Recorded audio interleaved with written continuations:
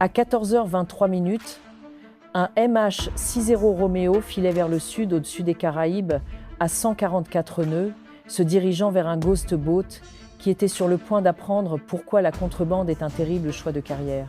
Le Romeo avait décollé d'un destroyer américain 12 minutes plus tôt avec 4 missiles AGM, un 114R Hellfire.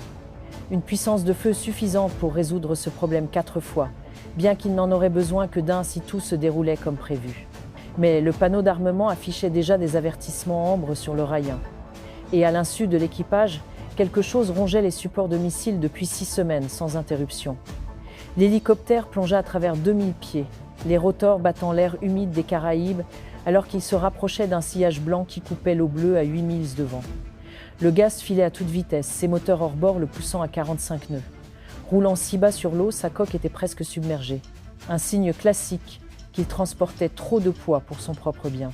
À travers l'affichage flé, ses moteurs brillaient d'un blanc ardent, contrastant avec l'océan plus frais que l'opérateur de capteur maintenait centré dans ses réticules, malgré les rebonds de l'hélicoptère à travers les courants thermiques de l'après-midi. Le bateau commença sa manœuvre d'évasion à 7 miles. Un virage serré à droite, puis un renversement immédiat à gauche, traçant des virages en S qui projetaient des embruns à 30 pieds dans les airs.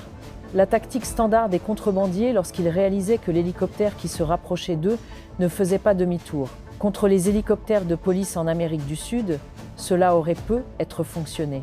Contre l'US Navy, il n'y avait absolument aucune chance que cela réussisse. Le Romeo descendit à travers 1500 pieds, traversant des poches de turbulence, où la chaleur des Caraïbes créait des colonnes invisibles d'air ascendant. Les houles de 3 pieds en dessous signifiaient que le bateau disparaissait constamment derrière les murs d'eau.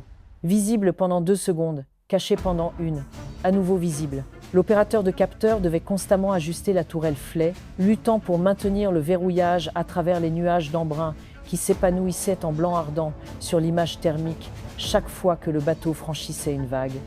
À 5 miles, le soleil de l'après-midi frappa cet angle parfait où l'océan se transforma en miroir.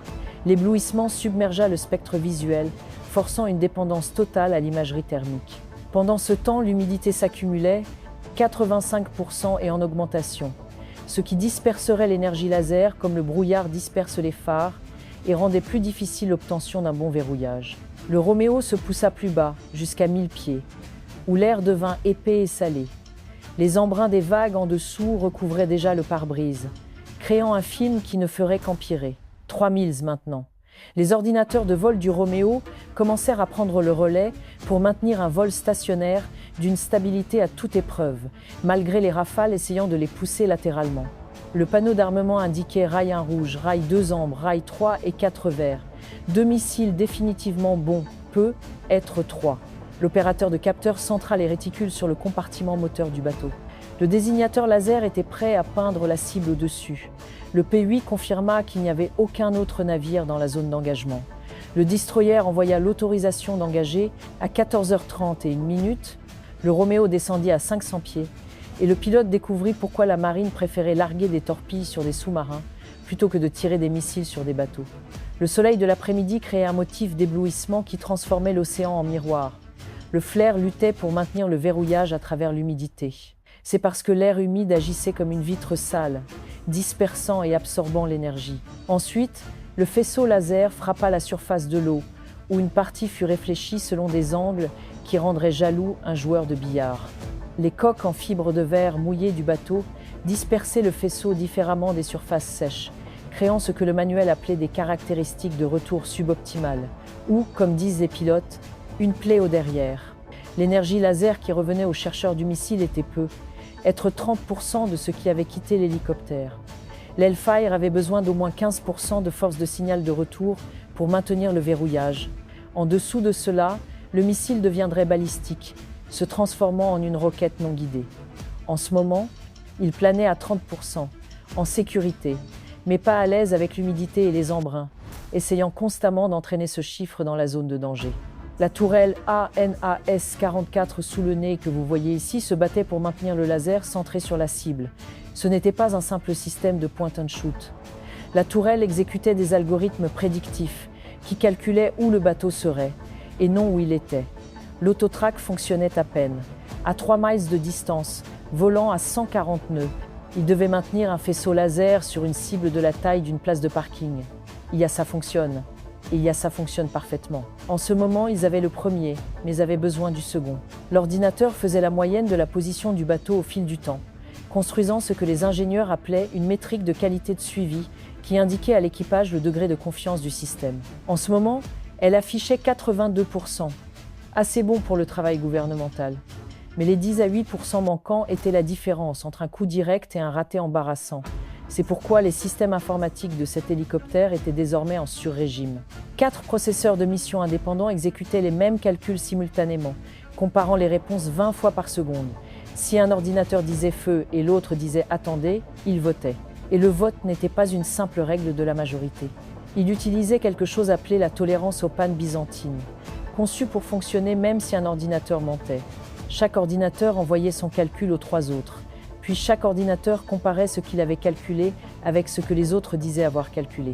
Si l'ordinateur numéro 3 disait que tout le monde était d'accord alors qu'il ne l'était pas, il était signalé comme défectueux et ignoré. C'était la démocratie, mais avec la capacité de détecter et d'ignorer les menteurs. Mais aujourd'hui, les 4 ordinateurs étaient unanimes sur une chose. L'humidité dans le rail 1 avait franchi la zone rouge. Le problème avec le sel dans le support d'armes n'était pas seulement la rouille. C'était que les cristaux de sel agissaient comme de minuscules fils reliant des choses qui ne devraient jamais se toucher. La broche 7 était la gâchette. La broche 8 était la masse. Lorsque le sel s'accumulait entre eux, cela pouvait créer un chemin pour l'électricité, qui pouvait s'écouler là où elle ne devrait pas. Cela pouvait faire tirer le missile tout seul ou pire, refuser de tirer quand vous en aviez besoin. La marine avait dépensé des millions pour essayer de tout sceller avec des revêtements spéciaux et des barrières imperméables. Mais l'eau salée était comme ce parent qui trouve toujours un moyen d'entrer chez vous, quel que soit le nombre de serrures que vous installez. Le pilote passa au rail 2, déclenchant un test intégré complet qui vérifia 147 paramètres en moins d'1 seconde. L'établissement de liaison entre l'hélicoptère et le missile était comme une conversation très rapide, très importante. L'hélicoptère envoyait un code d'authentification, demandant essentiellement « Es-tu un vrai Hellfire ?» Le missile répondait avec son numéro de série et ses codes d'état. « Oui, je suis Hellfire Intel. Et tous mes systèmes sont au vert. » Puis vint le véritable test. L'hélicoptère envoyait un flux de données de test à travers le processeur du missile pour vérifier qu'il pouvait gérer les informations de ciblage. Le missile devait répondre correctement dans les 100 millisecondes, où l'hélicoptère supposerait qu'il était en panne. Chaque missile doit passer 3 tests critiques avant de pouvoir être lancé. Test 1, le missile peut-il réellement quitter le rail? La petite charge explosive qui le pousse doit être sèche et fonctionner. Test 2, le missile peut-il voir? Son chercheur infrarouge doit être refroidi à moins 200 degrés, sinon il est aveugle. Test 3, l'hélicoptère peut-il parler au missile? Les données et l'alimentation doivent circuler parfaitement à travers la connexion. Sinon, le missile ne saura pas où aller. Cet Hellfire passa les 3 feux verts sur toute la ligne. Le pilote surveillait l'écran de gestion des munitions, l'écran affichant l'état des 4 missiles, guettant tout drapeau rouge. Le copilote avait son doigt planant au-dessus du bouton d'éjection d'urgence. Si le missile restait accroché au rail avec son moteur en feu, ils avaient environ 2 secondes pour le décrocher avant que les choses ne deviennent excitantes de la mauvaise manière. L'opérateur de capteur surveillait la force du retour laser, prêt à augmenter la puissance si le faisceau commençait à trop se disperser. 3 paires d'yeux, 3 écrans différents, tous surveillant les centaines de choses qui pourraient mal tourner dans les 10 secondes suivantes. L'ordinateur de gestion des munitions effectua une dernière vérification, envoyant des signaux de test vers le bus de données du missile. L'ordinateur interne de l'Hellfire répondit avec ce que l'équipage appelait tout vert et sourire. Chaque sous-système opérationnel, mais enfoui dans les journaux de maintenance, se trouvait une note. Ce missile particulier avait été chargé 6 semaines plus tôt et exposé à plus d'air salin qu'un ballon de beach volley. La marine les évaluait pour les pires conditions, mais les évaluations et la réalité avaient parfois des conversations intéressantes au pire moment possible. À 14h35, le pilote pressa la gâchette et retint son souffle. Non pas qu'il en ait eu besoin, mais parce que 14 mois d'entraînement similaire lui avaient appris que tout pouvait encore mal tourner à la dernière seconde. La cartouche se déclencha, poussant l'Hellfire loin de l'hélicoptère. Pendant 3 dixièmes de seconde qui semblèrent être 3 heures, le missile s'éloigna du rail. Critique parce que si ce moteur de fusée s'allumait alors qu'il était encore attaché, l'échappement percerait directement le ventre de l'hélicoptère. Puis le moteur de fusée s'alluma avec 500 livres de poussée et la physique prit le dessus. Au moment où le missile partit, l'équipage du Roméo passa aux procédures post-lancement. Le pilote recula immédiatement le pas de 15 degrés, manœuvre défensive standard, au cas où quelqu'un en dessous aurait des illusions de riposter. Le copilote passa le radar en mode RR, balayant les menaces qui ne devraient pas exister, mais qui pourraient. L'opérateur de capteur maintint le laser stable sur la cible, mais son autre main programmait déjà le missile suivant au cas où celui-ci partirait de travers. Ils avaient pratiqué cette chorégraphie des centaines de fois, mais la pratique n'incluait jamais le facteur de crispation d'une arme réelle en vol. Le missile encaissa 10 à 8 G en accélérant à travers 600 miles par heure. Son pilote automatique calcula immédiatement la géométrie d'interception en utilisant ce qu'on appelle la navigation proportionnelle. La navigation proportionnelle est une belle formule mathématique qui semble compliquée mais ne l'est pas. Le missile mesure la vitesse à laquelle la ligne entre lui et la cible tourne. Si cette ligne ne tourne pas, ils sont sur une trajectoire de collision. Si elle tourne, le missile vire pour réduire le taux de rotation à 0. C'est le même instinct qu'un chien utilise pour attraper un frisbee, sauf que le chien n'a pas à résoudre des équations différentielles 50 fois par seconde. L'ordinateur du missile calculait l'angle de plomb exact nécessaire, tenant compte de la dérive du vent, de la gravité et de la rotation de la Terre. Parce que oui, à 904,15 miles par heure, même la rotation de la planète est importante. Le laser du Roméo peignait une tache sur le centre de masse du bateau, envoyant des impulsions lumineuses 1604,28 fois par seconde. La tête chercheuse du missile, maintenant refroidie à des températures qui rendraient l'Antarctique jaloux, pouvait voir cet éclat laser à travers l'air humide qui faisait de son mieux pour disperser le faisceau. L'Hellfire grimpa à 3000 pieds dans un arc parfait, échangeant de la vitesse contre de l'altitude. Au sommet, il piqua du nez dans une plongée de 35 degrés. Le Roméo était maintenant dans ce que les pilotes appelaient la fenêtre OSUT, trop tard pour abandonner, trop tôt pour confirmer l'impact. Si le missile perdait le verrouillage laser maintenant, il deviendrait balistique, ce qui semble cool, mais signifie en fait qu'il devient une fléchette de pelouse coûteuse, qui pourrait toucher n'importe quoi ou rien. La force du signal de retour laser fluctuait entre 60 et 80%, assez pour maintenir le verrouillage, mais assez bas pour accélérer le pouls de tout le monde.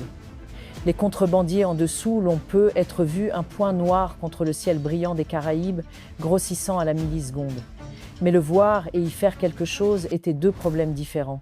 Lorsque vous êtes dans un bateau en fibre de verre et que le point s'approche à 995 miles par heure, à l'intérieur de l'Hellfire, 3 systèmes de guidage différents se disputaient le meilleur chemin vers la cible. Le système inertiel utilisant des gyros laser tournant à 40 000 tours par minute savait exactement comment le missile bougeait. Le récepteur GPS savait exactement où il se trouvait dans l'espace. Et le chercheur laser semi-actif savait exactement où cet éclat de lumière codée rebondissait sur la coque du bateau. Un ordinateur plus petit qu'une boîte à chaussures prenait les 3 entrées et résolvait des équations qui feraient pleurer un professeur de physique, mettant à jour la solution 100 fois par seconde. La section de contrôle était la vraie magie. Les 4 ailettes à l'avant que vous voyez ici peuvent bouger de 20 degrés dans n'importe quelle direction, plus rapidement que les ailes d'un colibri. Des moteurs électriques de la taille de boîte de pilules entraînent ces ailettes. Chaque mouvement est calculé avec précision pour maintenir le missile sur la cible, même si le vent essaie de le pousser latéralement et que la gravité essaie de le tirer vers le bas. La puissance pour tout cela provenait d'une batterie thermique qui s'enflammait essentiellement lors de l'activation, créant de l'électricité à partir d'une fusion chimique contrôlée assez chaude pour faire fondre le plomb. L'ogive était presque ennuyeuse par comparaison. 20 livres d'explosifs enveloppés dans un étui en acier conçu pour créer 2000 fragments, chacun conçu pour voler dans une direction spécifique lorsque la fête commençait. L'FMU 139 Fuse avait 3 façons différentes de détonner: impact, minuteur ou signal de commande. Aujourd'hui, il était réglé pour l'impact. L'option la plus simple et la plus fiable lorsque votre cible a l'équivalent d'un jouet de piscine comme arsenal. Après 8,3 secondes de vol, l'interrupteur à écrasement détecta l'impact et démarra la séquence de détonation en exactement 1 milliseconde. L'explosion généra 200 psi de surpression, assez pour transformer la coque en fibre de verre en confettis et les moteurs en art moderne. Le flé montra un éclat blanc ardent qui satura les capteurs, puis s'éclaircit pour révéler un champ de débris s'étendant sur 100 mètres d'océan soudainement très vide. Dans le Roméo, 3 systèmes de confirmation séparés enregistrèrent l'impact. Le flé montra l'explosion thermique. Le signal de retour laser passa à 0. Plus de bateaux sur lesquels rebondir. Et le radar montra de multiples petits contacts, là où un seul grand contact se trouvait auparavant. Après avoir confirmé l'évaluation des dommages de combat, le Roméo tourna vers le nord, en direction du destroyer. Ayant accompli la part de l'Amérique dans la lutte contre le changement climatique, un récif artificiel à la fois. Au revoir pour l'instant.